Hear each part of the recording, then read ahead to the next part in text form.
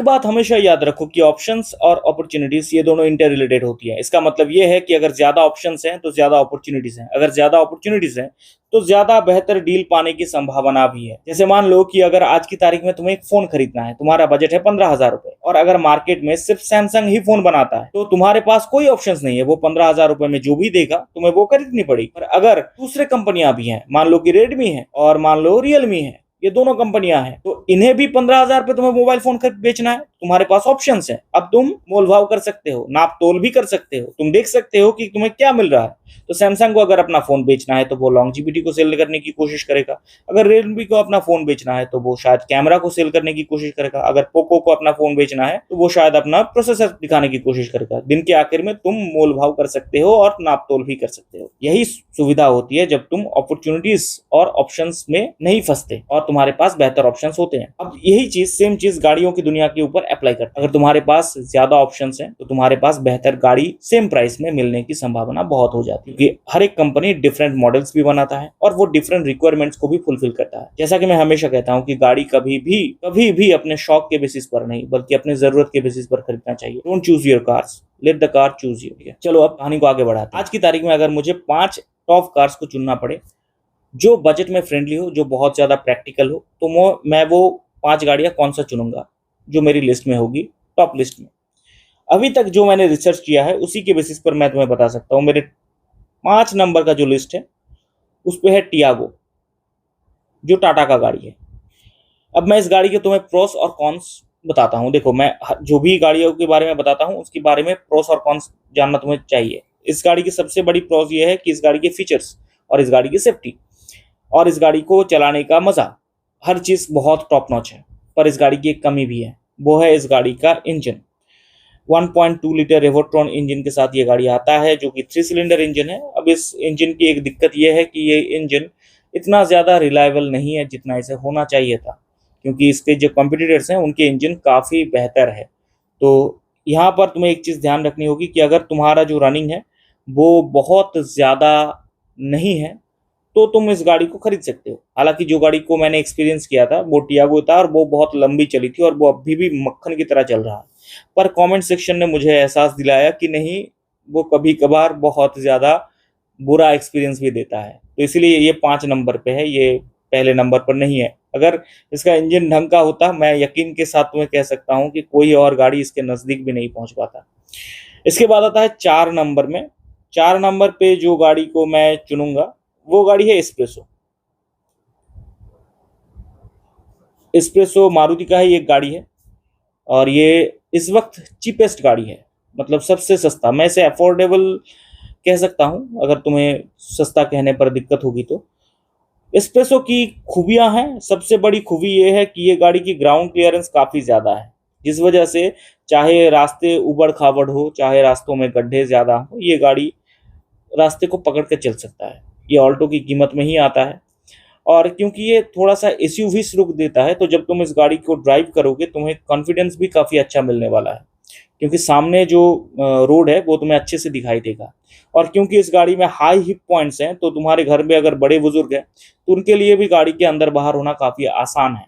और एक ही चीज़ मुझे इस गाड़ी से दिक्कत है, जो इसका कॉन्स में मुझे लगा, वो है ये गाड़ी अभी तक अप टू डेट नहीं हुआ है। मतलब मारुति के बाकी गाड़ियों में अभी तक 6 एयरबैग्स लगभग मैंडेटरी हो चुका है। इसका मैंने अभी भी चेक किया तो ये अभी भी 2 एयरबैग्स ही दिखा रहा है। मतलब मुझे नहीं लगता कि मारुति से अपडेट करने वाला है, क्योंकि ऑलरेडी र्यूमर आ चुका है कि ये गाड़ी डिसकंटिन्यूड हो जाएगा भारत में। हालांकि ये एक्सपोर्ट होता रहेगा और ये एक्सपोर्ट में विदेशों में काफ़ी अच्छा रिजल्ट भी ला रहा है, लोगों को पसंद भी है। सस्ते में एक एसयूवी गाड़ी मिल रहा है उन्हें और अच्छा गाड़ी है। एक्चुअली जो इंजन है वो ऑलरेडी बाकी गाड़ियों में भी है, केटेंसी। ये सेम इंजन तुम्हें ऑल्टो में नज़र आएगा, सेलेरियो में नज़र आएगा, वैगनार के 1000 सीसी तक की जो इंजन है वहाँ पर भी केटेंसी ही नज़र आएगा, यानी VXI तक। ZXI और ZXI प्लस 1200 सीसी के इंजन के साथ आता है, वो थोड़ा डिफरेंट है, 4 सिलेंडर वाला इंजन है। तो बेसिकली इंजन बहुत ज़्यादा रिलायबल है और गाड़ी अच्छा है, लेकिन सेफ्टी के मामले में थोड़ा बहुत इशू है। और इस गाड़ी में तुम्हें बॉडी रोल दिखाई देगा। बॉडी रोल मतलब अगर तुमने गाड़ी को बहुत ज़्यादा तेज़ भगाया रोड पर तो गाड़ी में, क्योंकि गाड़ी का जो एरोडायनामिक्स है वो थोड़ा डिफरेंट है, जीप टाइप है, जिस वजह से ये हर एक एसयूवी में दिखाई देता है, वो है गाड़ी थोड़ा अनस्टेबल लगता है। बस वही, इसके अलावा और कुछ गलत नहीं है इसमें। इसके बाद जो तीसरे नंबर पर जिस गाड़ी को मैं रखूंगा वो है ऑल्टो K10। अब इस चैनल का शुरुआत ही हुआ था ऑल्टो K10 को लेकर, तो इसके बारे में मैं क्या ही बताऊं। ऑलरेडी 6 7 8 वीडियो शायद बन चुका है इस गाड़ी को लेकर। ये मेरे सबसे फेवरेट गाड़ी है। अब तुम कहोगे कि फेवरेट गाड़ी है, फिर तुम इसे तीसरे नंबर पर क्यों रख रहे हो? क्योंकि जब तुम आगे बढ़ते हो तो तुम्हें बेहतर गाड़ियां मिलती जाती है, ठीक है। इसलिए मैंने ऑप्शंस के बारे में बताया था यार, ऑप्शंस एंड अपॉर्चुनिटीज तो सेम चीज है। ऑल्टो बहुत बढ़िया गाड़ी है, लेकिन इस गाड़ी की देखो खूबियों के बारे में मैं नहीं बताऊंगा, क्योंकि मैं ऑलरेडी बहुत बार बता चुका हूँ। और मैं थोड़ा बहुत कमियों के बारे में बताता हूँ। जो फर्स्ट कमी मुझे इसमें नजर आता है वो है इसका सीट्स, ठीक है। अब दिन के आखिर में ये भारत का सबसे सस्ती गाड़ी है, अगर तुम एक्सप्रेसो को साइड में रखो तो इसके जो सीट्स हैं, ऐसा तो नहीं हो सकता कि वो सोफा जैसा होगा। तो जब तुम लॉन्ग रन में गाड़ी चलाओगे ना, जैसे मेरा जो ड्राइविंग है वो हर दिन 100 किलोमीटर का है, तो जब मैं बाइक से एक्चुअली अपग्रेड कर रहा हूँ, थोड़ा बहुत मुझे सफर करना है उसके लिए वो सही है। पर हर दिन अगर 100 किलोमीटर मुझे ड्राइव करनी पड़ेगी तो ये सीट्स थोड़ा दिक्कत देगा कमर को। अब कुछ देर जाकर तुम्हें दिक्कत महसूस होगी कमर में, ठीक है। दूसरा, क्योंकि ये गाड़ी बहुत छोटा है और बहुत क्या कहूँ, बहुत ग्राउंड लेवल पर आता है, तो जिस वजह से इस गाड़ी के अंदर बाहर होना बहुत मुश्किल है, ठीक है। जो बड़े बुजुर्ग हैं उनके लिए भी मुश्किल है, फैमिली मेंबर्स के साथ तुम्हें थोड़ा दिक्कत तो होगी। और तीसरा जो मुझे लगता है, क्योंकि ये गाड़ी बहुत छोटी है तो तुम्हें थोड़ा बहुत क्लॉस्ट्रोफोबिक होगी, मतलब तुम्हें गाड़ी के अंदर थोड़ा सा घुटन सा महसूस होगा, लगेगा कि थोड़ा अगर बड़ा होता तो अच्छा होता। तो हाँ, कुछ कमियां हैं, इसलिए इसे फिलहाल मुझे 3 नंबर पर रखना पड़ रहा है। लेकिन हाँ, गाड़ी कमाल का है, इसमें कोई शक नहीं। अगर तुम्हारा डेली ड्राइविंग बहुत कम है तो तुम इसे अभी भी खरीद सकते हो। ये बाइक से बेहतरीन अपग्रेड है। तुम सिंगल ड्राइवर हो, तुम्हें अकेले घूमना पसंद है, वहां पर तो ये और भी बेहतर है, क्योंकि हल्का गाड़ी है। किसी भी terrain पर, मतलब चाहे पहाड़ हो, समतट हो, कोई भी हो, मालभूमि हो, हर जगह पर ये जा सकता है। तो मोबिलिटी बहुत ही बढ़िया है इस गाड़ी का। फिर चौथे नंबर पर यहाँ पर एक छोटा सा ट्विस्ट है। ये पहली बार होगा जहां पर आई थिंक मैं एक दूसरे कंपनी को चूज करूंगा, और वो है हुंडई ग्रैंड i10 नियोस, ठीक है।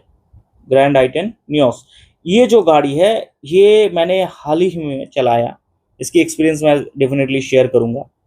अगर तुम्हें मारुति जितना रिलायबिलिटी चाहिए इंजन पे, लोग मारुति को किस लिए पसंद करते हैं? Mileage and reliability. अगर तुम्हें सेम लेवल का रिलायबिलिटी चाहिए तो हुंडई ग्रैंड i10, और इसका जो माइलेज है वो डिसेंट है। हाँ, तुम कह सकते हो कि मारुति की तुलना में थोड़ा सा पीछे है, लेकिन बहुत पीछे नहीं है। मारुति के स्विफ्ट और ग्रैंड i10 नियोस मैंने दोनों चलाया, दोनों सेम ही एक दूसरे के साथ compete करता है। मैंने नोटिस किया कि बहुत ज़्यादा डिफरेंस नहीं है गाड़ियों में, दोनों गाड़ियों में बिल्कुल भी नहीं है। लेकिन ये गाड़ी फीचर मारुति से कहीं ज़्यादा दे रहा है, ठीक है। अगर तुम थोड़ा सा पेट्रोल की प्राइस या सीएनजी में तुम थोड़ा सा एडजस्ट कर सकते हो, ट्विन सिलेंडर के साथ आता है ये, तो ये बहुत बहुत बढ़िया ऑप्शंस है। फीचर्स, मेरे घर में मेरे बाबा ने जब मारुति, जो मैंने बताया था ना, मेरे घर में एक जेन गाड़ी था, तो उसके बाद सेंट्रो आया था, ठीक है। 1 1.5 साल तक था, तो मैंने इसे मुझे तब तो मैं बचपन में था, तो मुझे उतना याद नहीं है, लेकिन मुझे वो बहुत कूल लगता था। बट उसके बाद बाबा को बोलेरो का शौक चढ़ा, और तुम्हें पता है बोलेरो तो बोलेरो है, तो बेसिकली सेंट्रो को विदा लेनी पड़ी। खैर, अभी जब मैं खुद गाड़ी लेने के बारे में सोच रहा हूँ और मैंने हुंडई को देखा, वो गाड़ी मैंने चलाया, and I really really admire that कि एक कोरियन कंपनी जो जापानीज के साथ आंख में आंख डालकर मतलब लड़ रहा है। Japanese engineering is basically kind of God level engineering. किसी भी चीज, तुम उसके एक छोटा सा नेल कटर ही ले लो। मेरे घर पे एक बेल का नेल कटर है जो साउथ कोरियन कंपनी है, और वो आई थिंक 20 साल पुराना हो चुका है, और अभी भी उसमें बिल्कुल नए जैसा ही। तो कोरियन एक ऐसा कंपनी है जो मेरे ख्याल से कहीं ना कहीं, जो कोरियन कंपनीज है, कोरियन देश की कंपनी, वो जापान के साथ टक्कर ले सकते हैं इन टर्म्स ऑफ इंजीनियरिंग। और मैं यहाँ पर हुंडई ग्रैंड i10 को इसलिए रख रहा हूँ। पांचवी और आखिर में, नन अदर देन हमारे प्रभु वागनार, ठीक है। इसके ऊपर मैं ऑलरेडी वीडियो बना चुका, और तुम लोगों ने क्या ही पापड़ बेला है उस वीडियो में। मैं हैरान हूँ, इतने लोगों ने उस वीडियो को देखा। आई वाज लाइक ओके, ये तो ऑल्टो लेवल के ऊपर चला गया, क्योंकि सोचो कि ऑल्टो K10 हिट है, ठीक है, ओवरऑल बहुत हिट है, लेकिन वागनार जैसा हिट तो शायद वो भी नहीं था। कुछ ही हफ्ते हुए हैं उसमें, आई थिंक अभी अभी मैंने चेक किया था लास्ट, तब वो शायद 3,000 व्यूज क्रॉस कर चुका है। So thank you. और जितने उस वीडियोस में लाइक्स वगैरह मिले, मैं हैरान हूँ, इतने कम वक्त में तुम लोगों ने बहुत बढ़िया किया।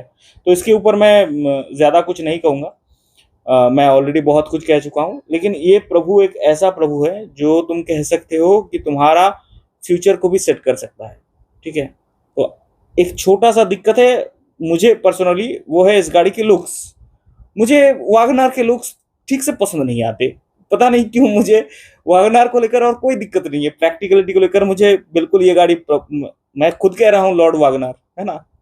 लेकिन जब भी मैं सोचता हूँ कि मुझे वैगनआर चलाना है, पता नहीं क्यों मुझे उतना थोड़ा सा अजीब लगता है। मुझे खुद को एक अंकल अंकल टाइप लगने लगता है। मतलब मैं 30 का हो चुका हूँ, अब तुम कह सकते हो कि तुम अब अंकल बन रहे हो, पर फिर भी उतना, बस वही इकलौता दिक्कत है। लेकिन हाँ, प्रैक्टिकलिटी की बात जहाँ पर है तो तुम कह सकते हो कि क्योंकि मैं बहुत प्रैक्टिकल हूँ, तो हाँ, मैं वैगनआर खरीद सकता हूँ। 90% चांस है कि मैं वैगनआर पे ही सेटल हो जाऊँ। डेफिनेटली अगर मैं सीएनजी की बात कर रहा हूँ तो तुम कह सकते हो कि VXI, और अगर मैं पेट्रोल में खरीदूंगा तो ZXI प्लस। क्यों, मैंने ऑलरेडी वीडियो पे बता दिया है। और हाँ, एक शायद मैं वीडियोस इस पर AMT वगैरह को लेकर एक वीडियोस मैं लाऊंगा। ऑल्टो AMT पर भी एक वीडियोस बचा हुआ है, आई थिंक।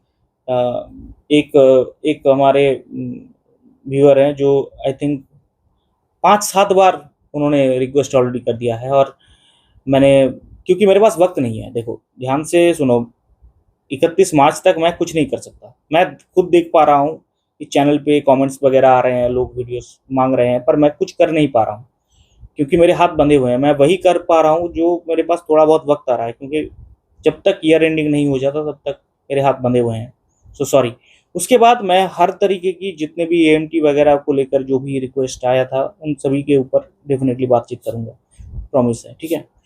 तो मिलते हैं। ये थी मेरी टॉप 5 लिस्ट, और ये लिस्ट तुम्हें कैसा लगा डेफिनेटली कमेंट बॉक्स पर बताना, ठीक है। अगले वीडियो पे मिलते हैं।